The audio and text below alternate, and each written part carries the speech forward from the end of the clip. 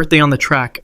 On April 8, 2018, what should have been a celebration turned tragic at Gateway Go-Kart in Bengkong, Batam. Arini Muhammad Adnan, a 33-year-old Singaporean woman, had just celebrated her birthday. She was visiting the Indonesian island with friends for a weekend getaway, a chance to mark another year of life. The go-kart track promised an afternoon of harmless excitement. Arini climbed into kart number 14, a vehicle designed for recreation rather than serious racing. No one expected it would be the last vehicle she would ever operate. Witnesses later described how Arini's kart approached one of the corners at unusually high speed. Something went wrong, either a mechanical failure or driver error. The kart veered off course and slammed directly into a tire barrier that lined the track. The impact was violent enough that Arini's helmet, which should have remained secure, was thrown from her head. In the split second that followed, disaster compounded. As the kart continued to move, strands of Arini's long hair were caught in the exposed rear wheel mechanism. The wheel kept rotating. Her hair was rapidly pulled into the axle, creating catastrophic trauma to her head and neck. Other drivers and track staff rushed to her aid, but the damage was already done. Blood pooled beneath the kart as onlookers frantically tried to free her from the machinery. Emergency responders arrived within minutes. They managed to disentangle her from the cart and rushed her to a nearby clinic, her body limp and unresponsive. Despite immediate medical attention, Arini was pronounced dead shortly after arrival. Her friends later claimed the facility had provided no safety briefing before allowing them on the track. They also alleged that other patrons had complained about mechanical issues with several carts that same day. What began as birthday celebrations ended instead with plans for a funeral. Inferno on the island.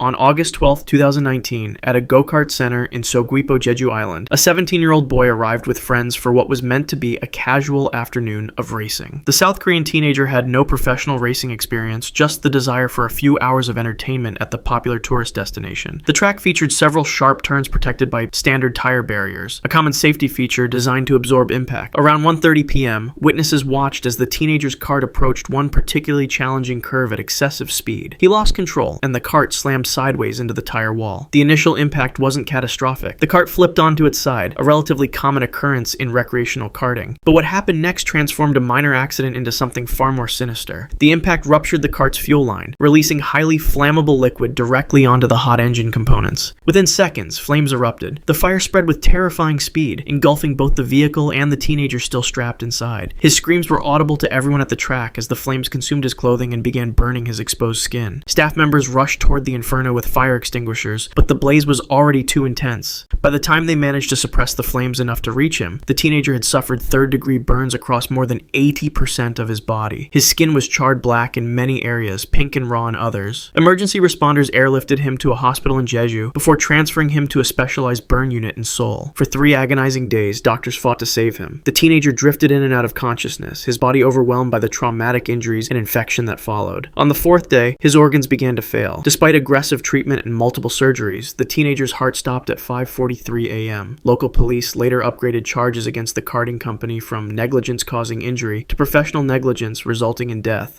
The scarf that killed.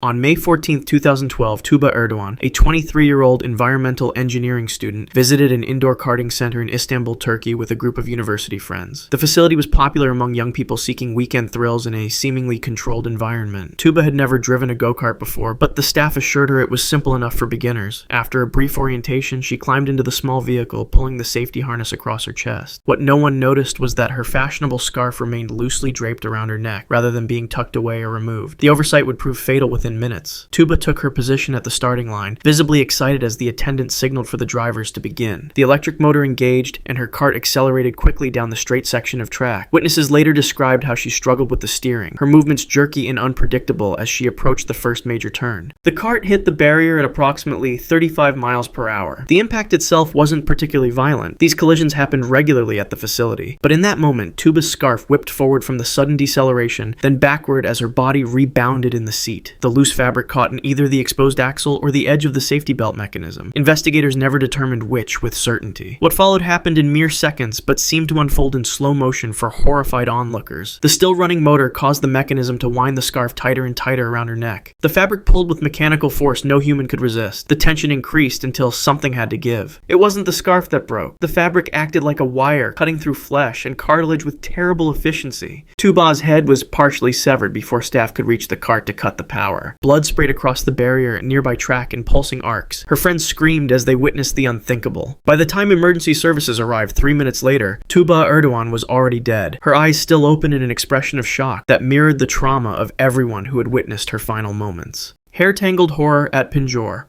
On February 14, 2018, 28-year-old Puneet Kaur arrived at an amusement park in Pinjore, India, with her husband and several family members. It was a day meant for leisure at the popular Timber Trail Resort, located in the foothills of the Himalayas. The park's go-kart track was just one of many attractions they planned to enjoy. Puneet, a mother of two with long flowing hair, approached the track with excitement. The attendants provided her with a helmet but gave no specific warnings about securing her hair. She climbed into the open frame cart, her hair hanging freely below the helmet. This simple oversight would turn recreational fun into a nightmare within minutes. As Puneet navigated the track, picking up speed along the straightaway, a portion of her hair escaped from beneath the helmet. The loose strands dangled dangerously close to the exposed mechanical components of the cart. At approximately 2:30 p.m., as she rounded a curve, the inevitable happened. A few strands of hair became caught in the rapidly spinning rear axle. What followed was mechanical and unstoppable. The rotation of the wheel acted like a winch, instantly pulling more hair into the mechanism. The cart continued moving forward, but Puneet's scalp was being pulled in the opposite direction. Her screams alerted nearby staff and patrons, including her horrified family members, who watched helplessly from the sidelines. The tension between the moving cart and the entangled hair created catastrophic force. Witnesses later described the sickening sound as Puneet's scalp separated from her skull. The skin and hair from the crown of her head down to her eyebrows was violently ripped away in one piece, exposing bone and tissue beneath. Blood immediately covered her face and the cart's seat. Staff finally managed to stop the vehicle, but the damage was already severe. Emergency responders arrived within 15 minutes and rushed Puneet to a nearby medical facility in Panchkula. Despite frantic efforts to control the massive blood loss and trauma, doctors could not stabilize her. Puneet Kaur was pronounced dead upon arrival at the hospital. The park management immediately shut down the go-kart track. Safety inspectors later found that the axles lacked proper protective coverings that could have prevented the entanglement. The Hijab horror at Port Stephens. On April 20th, 2021, a 26-year-old Muslim mother visited Port Stephens go-karts in New South Wales, Australia with her husband and 3 children. The family had traveled from Western Sydney for a coastal vacation, looking forward to making memories together. The woman, wearing a traditional hijab that covered her hair and wrapped loosely around her neck, was eager to join the fun. Staff at the track provided basic instructions about pedal operation and track rules, but made no mention of loose clothing or religious headwear. The woman was fitted with a helmet over her hijab, a seemingly minor detail that would prove catastrophic. Her husband and children watched from the sidelines, phones ready to capture what they thought would be joyful moments. Approximately 3 minutes into her drive, as she navigated a tight corner at moderate speed, the trailing edge of her hijab became caught in the exposed rear axle of the go-kart. The fabric was immediately pulled into the rotating mechanism with unstoppable mechanical force. The cart's engine continued to power the wheels, causing the hijab to tighten around her neck like a garrote. Witnesses described the horrifying sight of the fabric being drawn across her throat from one side to the other, creating crushing pressure against her windpipe and the major blood vessels in her neck. Her husband realized something was wrong when her cart began moving erratically, then came to a stop. He rushed toward her, children following behind. By the time track staff reached her, the woman was already unconscious, her face discolored from lack of oxygen. The hijab had tightened so severely that responders struggled to cut through the fabric to release the pressure. Blood vessels in her eyes had burst from the constriction, and her neck showed deep tissue damage from the fabric's compression. Emergency services arrived within minutes, and paramedics immediately began resuscitation efforts. A medical evacuation helicopter transported her to John Hunter Hospital in Newcastle, where doctors worked frantically to repair the severe trauma to her throat and neck. Despite their efforts, the oxygen deprivation had caused irreversible brain damage. At 7:42 p.m., just 5 hours after the accident, she was pronounced dead. Investigators later discovered the track was operating without proper registration, and many of its carts had unguarded axles that violated basic safety standards. Tragedy at Kronenberger Park.